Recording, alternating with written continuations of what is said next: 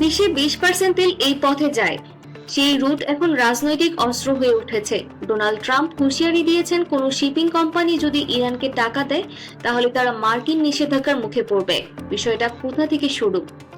Hormuz প্রণালী প্রতিদিন প্রায় 20 মিলিয়ন ব্যারেল তেল এই পথ দিয়ে যাতায়াত করে। এখন অভিযোগ উঠেছে, ইরান নিরাপদে চলাচলের জন্য টোল ফি চাইতে পারে। এটা নতুন কিছু নয়, অতীতেও ইরান জাহাজ আটকেছে।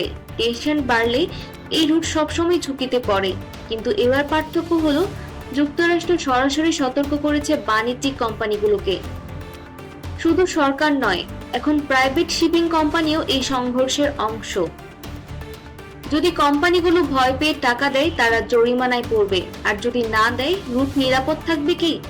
এই এক সিদ্ধান্তে তেলের মূল্যস্ফীতি বাড়তে পারে, শিপিং খরচ বেড়ে যেতে পারে, বিশ্বব্যাপী সাপ্লাই চেইন ধাক্কা খাবে। বাংলাদেশের মতো দেশের জন্য জ্বালানির দাম, পরিবহন খরচ সবকিছুতেই প্রভাব পড়বে। আর এটা গুরুত্বপূর্ণ বিষয়, এখনো ইরান আনুষ্ঠানিকভাবে কোনো টোল পলিসি ঘোষণা করেনি, কিন্তু শুধুই আশঙ্কায় বিশ্ববাজারকে নাড়িয়ে দিচ্ছে। মানে, বাস্তব ঘটনা যতটা না ভয়, অনিশ্চয়তা সবচেয়ে বেশি বড় বিষয়।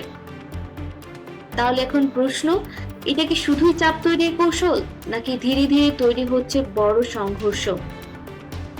কারণ পূর্ব পরিস্থিতি জানাচ্ছে, হরমুজ ছোট উত্তেজনা, বড় সংকটের রূপ নিতে সময় লাগে না।